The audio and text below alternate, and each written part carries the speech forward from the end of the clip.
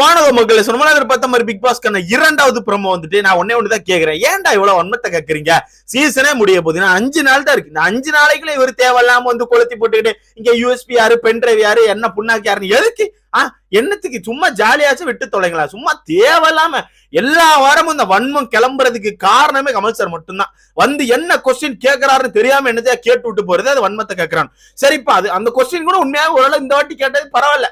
வீட்டுக்குள்ள வந்து யாரு என்னது, இந்த மாதிரி என்ன யூஎஸ்பி அப்படின்னு என்ன அளவு கேட்கிறாரு. அப்போது எல்லாருமே நல்லபடியா தான் பேசுறாங்க. நீங்க கவனிச்சிருப்பீங்க, தினேஷ் எல்லாம் விசித்ரா சொல்றாரு. விசித்ராக்கான யூஎஸ்பி வந்து அவங்களுக்குள்ள இருக்க கெத்து தான். அவங்க வந்து ஒரு வித்தியாசமா ஒரு கெத்தா அந்த ஆட்டிடியூட சுத்துறாங்க. அதுதான் அவங்களுக்கான பாசிட்டிவா இருக்கும்னு நினைக்கிறேன் அப்படி சொல்றாங்க.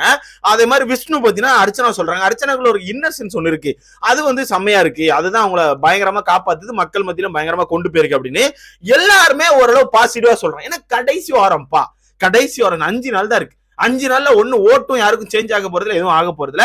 பட் சேஞ்ச் ஆகும். எப்படி ஆகுங்கிறது வீடியோட கடைசியில சொல்றேன். கடைசியில பாத்தீங்கன்னா மாயா எந்திரிச்சு வந்து விஷ்ணு சொல்றாங்க. விஷ்ணு வந்து இந்த வீட்டுக்குள்ள யாரை எப்படி யூஸ் பண்ணும், என்ன மாதிரி பண்ணும் அப்படிங்கறத தெளிவா தெரிஞ்சு வச்சிருக்காரு அப்படின்னு மாதிரி. எதுக்கு இவ்வளவு கேவலமா இருக்கே? எதுக்குமா? வன்மா டாக்ஸிக் இந்த சீசன் மொத்தமா வன்மமா டாக்ஸிக்கா மாத்தின ஒரே ஒரு ஆளு தான். இந்த ஒரு ஆளுக்கு முட்டு கொடுத்து வெளியே ஒரு 100-150 பேர் கதறிக்கிட்டு இருக்காங்க. வெற்றி பெற வேண்டிய பிளேயர் வந்து மாயா. என்ன புண்ணாக்கு பிளேயர்? இருந்தே ஒவ்வொருத்த முதுகுல குத்தி வன்மத்தை கக்கி ரெட் கார்டு தூக்கி அதுன்னு பண்ணி கேவலமான கேம் ஆடி அந்த பொண்ணு இவ்வளவு தூரம் வந்து, அதுவும் கடைசி 2-3 வாரங்களா சேனல் காப்பாத்திட்டு இருக்கு, மக்கள் ஆதரவே இல்லாம. ஆனா இந்த பிளேயர் வந்து டைட்டர் என்டர்டெய்னரா? என்ன என்டர்டெய்னர்? இதுல விசித்திரா வேற, சொம்பு வேற. இது கேவலமா இருக்குடா. லேடி பாஸ் அப்படிதான் இருப்பாங்க. விசித்திரா வந்து 200% என்டர்டெய்னர் சார். ஆமா புண்ணாக்கி. கடைசி 2 வாரம் என்டர்டெயின்மெண்ட் பாத்துட்டீங்க. அதுக்கு முன்னாடி வன்மத்தை கேட்கணும். அப்ப எங்க நீங்க கோமால இருந்தீங்களோ? விசித்ராலாம் பக்கா ஃபேக்குங்க. அவங்க எல்லாம் செம்ம ஃபேக், நல்லா நடிச்சு உருட்டுறாங்க. இதுக்கு முன்னாடி மாயா பூர்ணிமா தான் இவங்களை போட்டு பொலன்னு பொழந்தது. ஆனா இப்ப ரீசெண்டா 2-3 வாரங்கள் இவங்ககிட்ட நல்லா ஒட்டி கொலாஞ்சி நல்லா பேசிட்டு இவனை ஒரு மாதிரி ஃபன் பண்ணிட்டு இருந்தேன். மாயா பூர்ணிமா நல்லவங்களா ஆயிட்டாங்க. வச்சுட்டு போங்க, நல்லபடியா இருக்கடா. டேய் எவனுக்கா என்னத்தையா கொடுத்து அனுப்பி தொலைங்கடா. இந்த வகையில கடைசியிலே வன்மத்தை கேட்கறது மாயா தான். நீங்க பாத்துருப்பீங்க. மாயா இன்னொரு பாயிண்ட் வேற சொல்றாங்க, மணிக்கு வந்து யூஎஸ்பியா இருக்கிறது ரவீனா அப்படின்னு. சோ இதுல இருந்து என்ன தெரியுது? ரவீனா வந்து வீட்டுக்குள்ள வராங்க அப்படின்னு தெரியுது.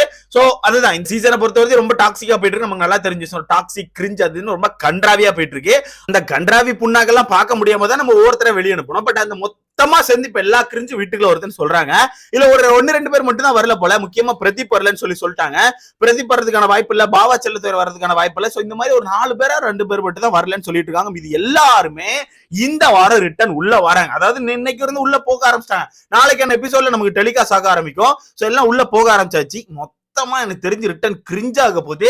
இதுல கிரிஞ்சின்னு சொல்றதோட நிறைய மைனஸ் இருக்க போகுது. என்னன்னா ஆல்ரெடி வீட்டுக்குள்ள இருக்கும் போதே இவங்க எல்லாரும் அர்ச்சனா அட்டாக் பண்ணாங்க, நீ தெரியும். இப்ப வெளியே வேற வந்து பாத்துருக்காங்க. வெளியே மக்கள் கொடுக்குற சப்போர்ட் எல்லாத்தையும் பார்த்துட்டு கூட கொஞ்சம் வன்மத்தை கக்கிறதுக்காண்டி உள்ள போராடி வருவாங்க. கண்டிப்பா ஜோவிகா வன்மத்தை கக்குவா, நிக்சன் கக்குவா. நிக்சன் கூட ஓரளவு தெளிவா நினைக்கிறேன். எனக்கு தெரிஞ்சு ஜோவிகா கக்கிறதுக்கான வாய்ப்புகள் நிறைய இருக்கு. அடுத்தது பூர்ணிமா. இவங்க 2 பேர் சேர்ந்து பயங்கர வன்மத்தை கக்கிறதுக்கான வாய்ப்புகள் நிறைய இருக்கு. முக்கியமா அனன்யா. ஏன்னா அனன்யா எப்பவுமே உள்ள வைல்ட் கார்டா வந்த பிறகு நம்ம கண்டுபிடிச்சோம் ஒரு வன்மம் அப்படின்னு.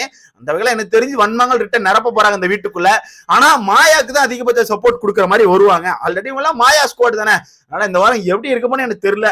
நான் பேசாம ஸ்கிப் பண்ணிட்டு டைரக்டா ஃபைனலை நோக்கி பார்க்கலாமான்னு யோசிக்கிறேன். ரொம்ப கன்றாவியா இருக்கும். மாதிரி அக்லியா கொண்டு போக போறான்னு மட்டும் எனக்கு ஃபிக்ஸ் ஆகுது. நீங்க சொல்லுங்க, யாரெல்லாம் வந்தா நல்லா இருக்கும் ப்ரோ? இத்தனை பிளேயர்ஸ் போதும் ப்ரோ. இவ்வளவு பேரை மட்டும் இந்த ஷோ வச்சு கொண்டு போனா கூட இந்த வரப்போற 5 நாட்கள் நல்லா இருக்கும். மொத்தமா விட்டா எனக்கு தெரிஞ்சு கொச்சன்னு இருக்கும், ஒரு மாதிரி அக்லியா இருக்கும்னு சொல்லி தோணுச்சுன்னா யாரும் சொல்லி மறக்காம கமெண்ட்ல சொல்லுங்க. எனக்கு தெரிஞ்சு கொஞ்சம் பிளேயர் போதும்டா, அதிகமாலாம் இறக்காதீங்கடா. ஆனா மாயா ஸ்குவாட் மொத்தமா வருதுன்னு நினைக்கிறேன். அதை சொல்லிட்டு இருக்காங்க. வெயிட் பண்ணி